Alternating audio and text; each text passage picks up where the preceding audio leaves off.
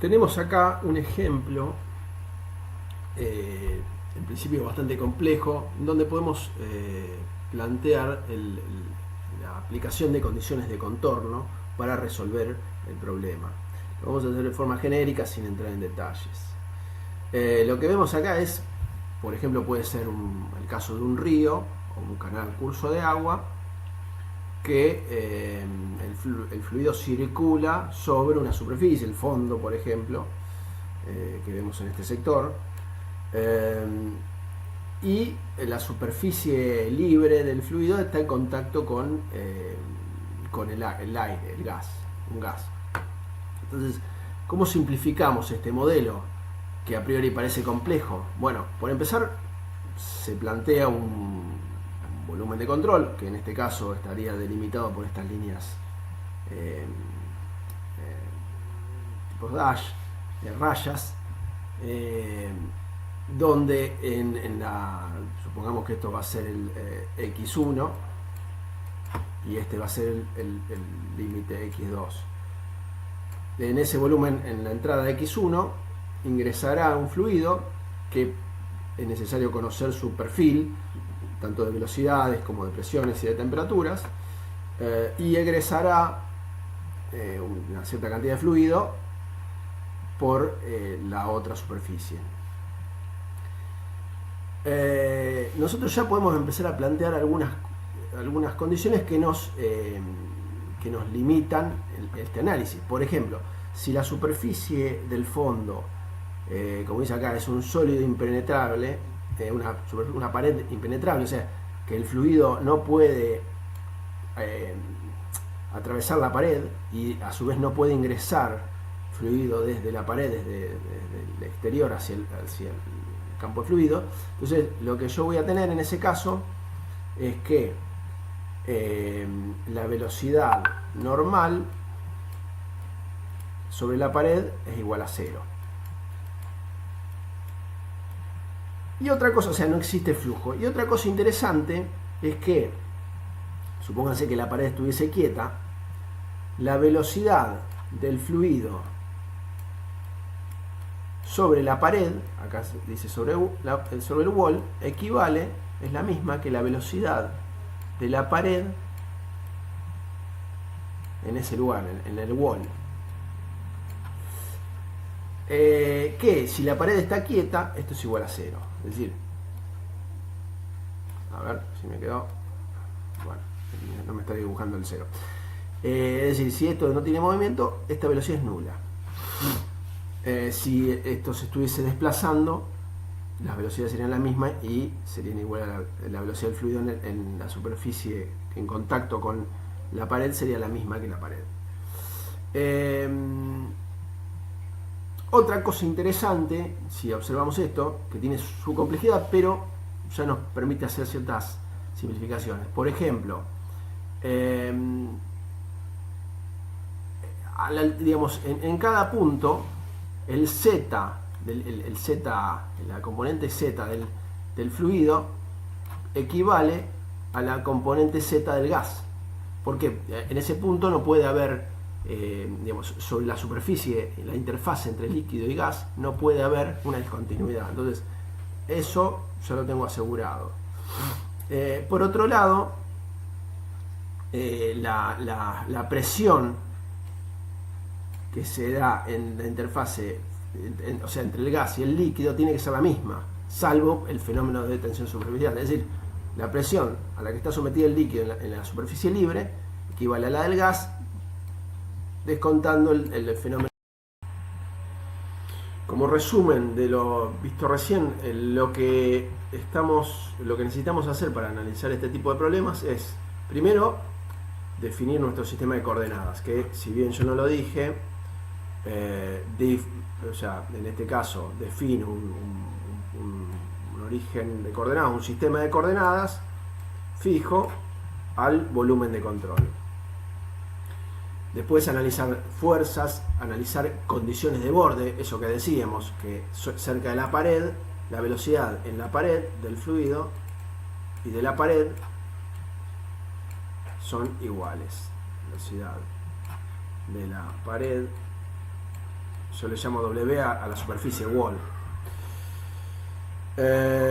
Bueno, hay que analizar los factores geométricos, simplificar geométricamente y después hacer una resolución simplificada. Vamos a ver ahora el ejemplo de un flujo viscoso con deslizamiento de bordes y otro donde lo que existe es un gradiente de presión. En un caso solamente hay deslizamiento de superficies de contacto y en otro gradiente de presión. Vamos a ver el primero, el flujo Couette. Lo que tenemos acá es una fija, superficie inferior fija, fíjense que acá dice, y otra placa que se desliza. Esta placa, una chapa que se desplaza. Sería como un sándwich. En el medio, el campo de fluido, el fluido en sí. Entonces lo que vemos es que si la placa se desliza y aceptamos el hecho de que las partículas de fluido van a tomar la velocidad de la placa, estas partículas, digamos, las que están pegadas a la placa, tendrán la misma velocidad de la placa. A medida, y en el otro extremo, o sea, acá arriba tendremos que la U o la velocidad del fluido es igual a esta U, que es la velocidad de la placa. Y por otro lado, en la parte inferior, tenemos que la velocidad de la placa es igual a 0. Y si asumimos que el fluido va a adquirir la velocidad, el fluido que está sobre la placa, pegado a la placa, va a adquirir la velocidad de la placa, velocidad de fluido, entonces lo que vamos a tener es una distribución de velocidades que se ve acá en negro, es decir, máxima en I igual a H, y mínima, en este caso mi sistema de coordenadas coincide con el centro o con el eje del fluido, y la velocidad mínima la voy a obtener en la placa inferior, el fluido que está en la placa inferior. Entonces lo que voy a tener es un perfil de velocidad, en este caso triangular. Yo olvidé mencionar previamente que lo que hacemos en una primera instancia es definir un sistema de coordenadas. En este caso yo defino un sistema de coordenadas coincidente con la mitad a mitad de distancia, digamos, de la altura total del líquido. Entonces tendrías de ese nivel hacia arriba H positivo y de ese nivel hacia abajo H negativo. En definitiva, el espesor total de fluido es 2H. La velocidad o la distribución de velocidades, la función de velocidad, tendrá la forma, en función del eje Y, tendrá esta forma. Ahora bien, esa distribución de velocidades,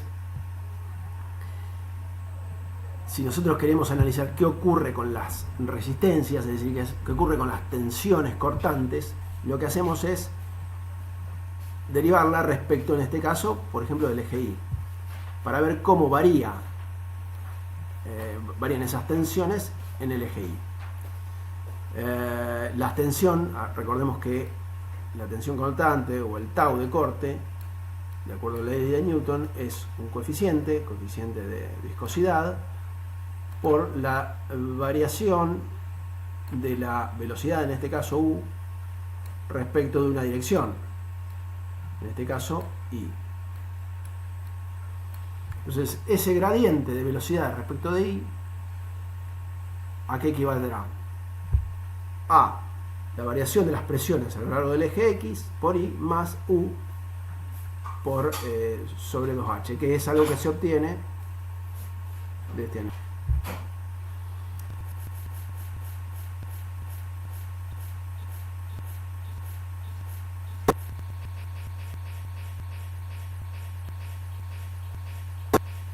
Es importante ver que esa derivada de I, lo que nos va a dar es que la tensión máxima, el tau máximo, lo obtendremos donde la velocidad es mínima. Es decir, nuestro tau máximo estará, vamos a cambiar de color, vamos a poner, por ejemplo, verde. Nuestro tau máximo estará en la parte inferior. ¿Y por qué? Porque ahí el gradiente sería máximo, el salto de velocidad sería máximo respecto de la.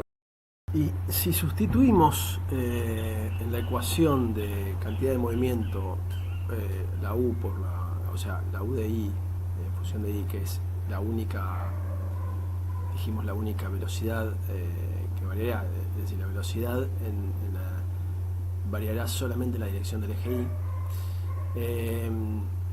Lo que vamos a tener es que, bueno, aplicando la ecuación de cantidad de movimiento de Navier-Stokes, nos queda de esta forma. Fíjense, como dijimos previamente, la variación de la velocidad respecto al eje X es nula. ¿Por qué? Porque para un nivel determinado, este nivel, la velocidad que tengo en este nivel, va a ser la misma que voy a tener aguas abajo, en otro punto, supongo por acá, voy a tener el mismo valor. Es decir, U no varía respecto de X. Sí varía respecto de Y, pero al estar multiplicado por el vector velocidad velocidad v corta, velocidad en el eje Y, que dijimos que era nulo, entonces esto se anula. Entonces acá empiezan a anularse todos estos términos. Además dijimos que, ese era uno de los planteos iniciales, que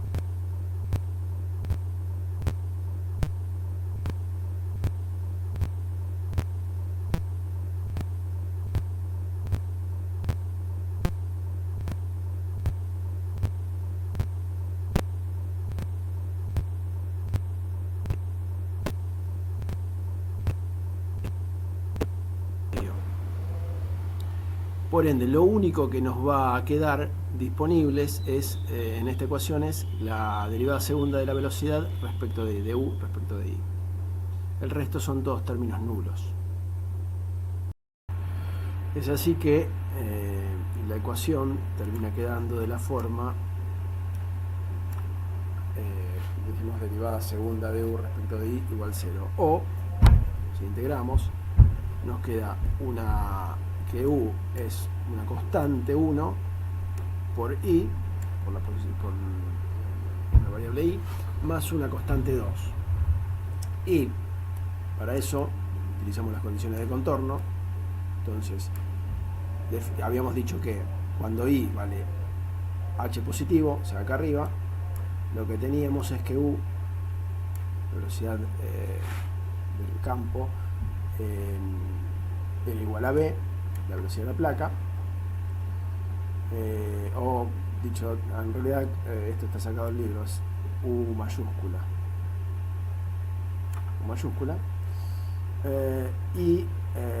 Y bueno, eso es igual al C1 por I, que es H.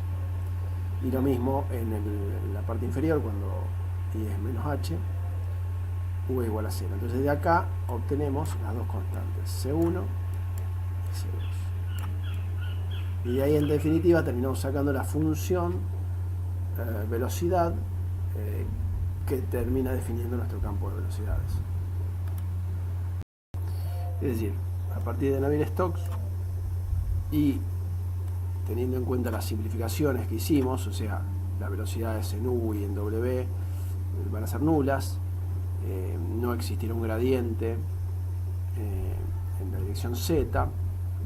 Además estamos hablando de un flujo estacionario, y tampoco hay variación de velocidad en el eje X. De esto nos queda una ecuación simplificada. En este caso no está descartada todavía la presión en X. Para hacerlo más genérico, el gradiente de presión es en X. De aquí quedará que la presión en este caso será una presión inicial constante, y una función de X, una constante por X. Luego el gradiente de presiones será proporcional a la derivada derivada segunda de la velocidad respecto de y aplicando las condiciones de contorno llego a la ecuación final de la velocidad en función del eje Y.